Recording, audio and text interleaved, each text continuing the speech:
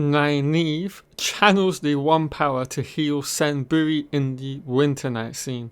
That is what I believe was happening, and it was done in a very subtle way that made it very hard to pick up upon on your first watch, as I've obviously shown now.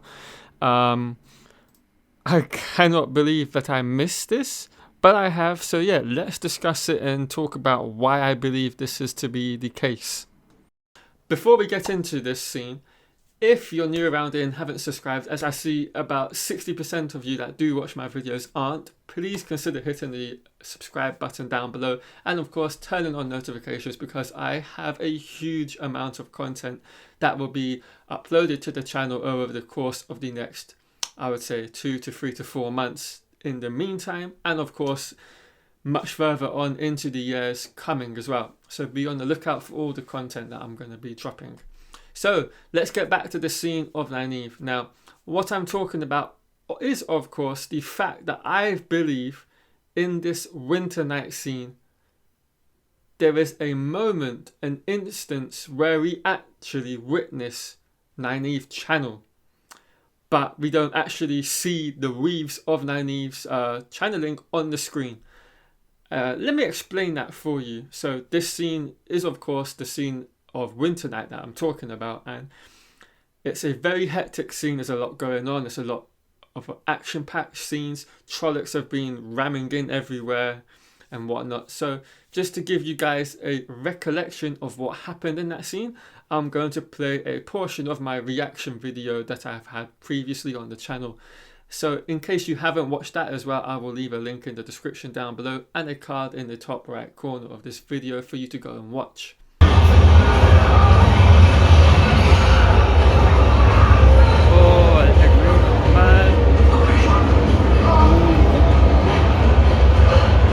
Nyneave and agreeing to help in Senburi. He's got an injury to his knee. Oh my god, I've got absolute goosebumps.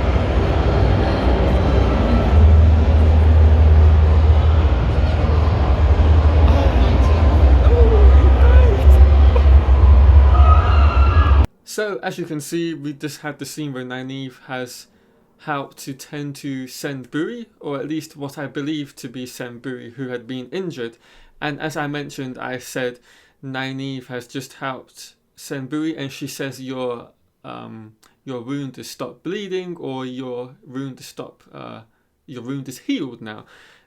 Now that alone should, compute in my brain and to everyone else out there what was going on in that very moment, but it never did. And that is this: Nyneave unconsciously was channeling the one power in that scene and most likely healed Senburi's injury on his knee. Now, yes, he does go on to subsequently die in the scene, but perhaps that's still not necessarily a giveaway from the fact that she did heal Senburi. Yes, he could have had many another wound that Nyneave potentially did not even realise, and so healing that very small, insignificant wound on his knee or his leg or wherever it was at the time might not have been enough to save him. He could have had another wound on his back or something that we don't even know about, or perhaps the blade itself had like a sort of poison that had seeped into his bloodstream or whatever, and Nyneave obviously just doesn't have the awareness or talent to be able to use the specific weaves she would need to heal him and not let him die. But I still think this is a really cool thing that I'm baffled and mind boggled that I have not even considered up until this point. And I think it's pretty certain that she did heal him, and of course she didn't realise it and I didn't at the time. And I think it's quite understandable that perhaps it's something nobody would even consider or think about in their first watch of this. Everything that happens in the scene is very fast paced. It's a lot of action left, right and centre, and we don't get a lot of time to sort of breathe, both with like our minds as well as with our our breath, because so much is going on. You're like, oh my god, this has happened, and you're like, that's happened, and then something else boom comes out of you and you'll see on the screen. And so it's taken a little bit of time to come into my brain.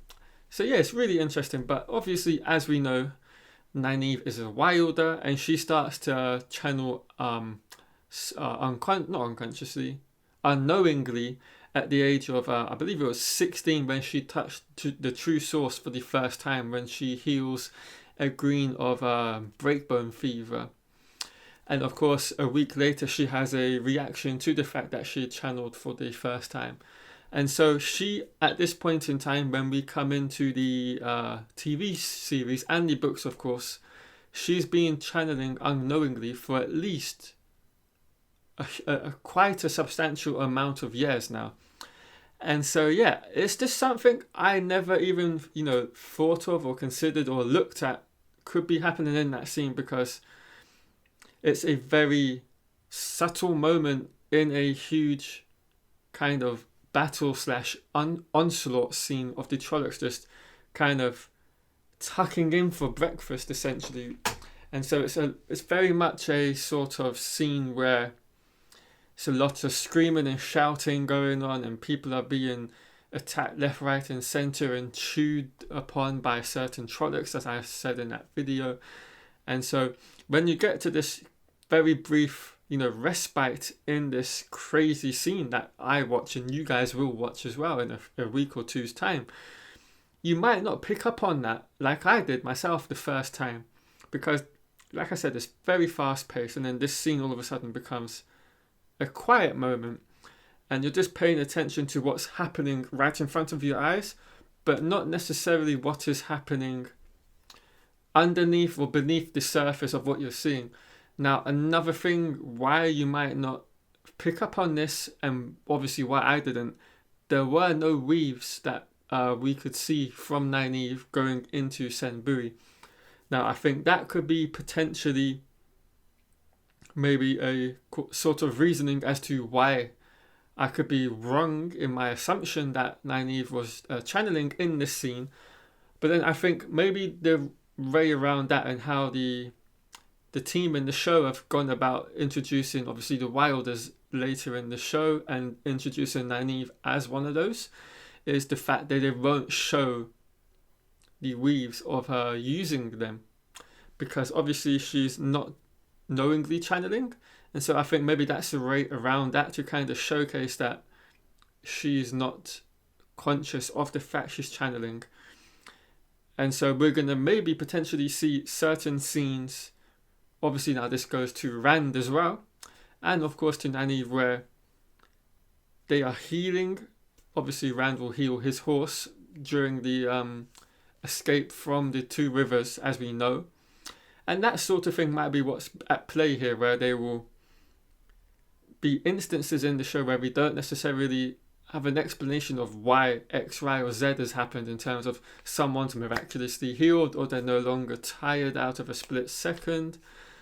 And like Moraine wouldn't have been the one doing it, and so we don't necessarily see that on the screen show up to us through the form of weaves. And I think that would be actually quite a cool way to go about that, of introducing the Wilders, because the fact that they're unconsciously doing it, so maybe they can't see what they're doing as well, because they've never had the training behind them to be able to see another woman channel, for example. Now that could be maybe a little bit wrong, but I'm quite sure that like Nyneave, obviously she can channel voluntarily, but she never could see the bright aura that we know females that can channel can see around other females that can channel as well. And so I think that could be another reason why you won't necessarily pick up on that in the scene in question that I'm talking about. But yeah, I thought it was a really cool scene, and something kind of was a OMFG moment for myself today and yesterday, thinking about that and how they've gone about including that in the show. And it's so subtle, you might not notice it. And I think it's just a nod to just how in depth they are going with this show. And in these scenes, there is certain things happening on the surface that you can see, but then there's layers that are very much subtle and kind of off screen that you can't see. And if you don't really have a lot of time to digest what you're watching and then kind of formulate in your brain everything that you've just witnessed, you're going to miss these moments.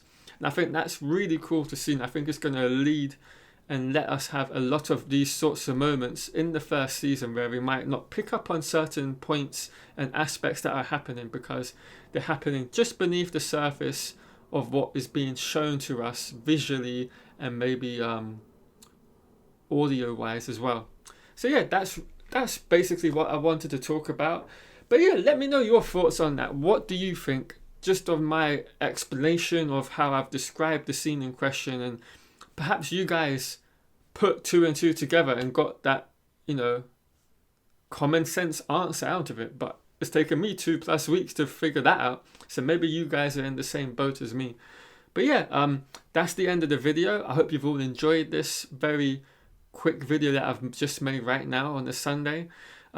If you've enjoyed it, please leave a like down below. And of course, if you're new around here, please subscribe to the channel, as I've got a huge amount of content that I will be uploading throughout the next 4 to 5 months of the Wheel of Time. And yeah, thank you for watching. I'll catch you guys all in another video.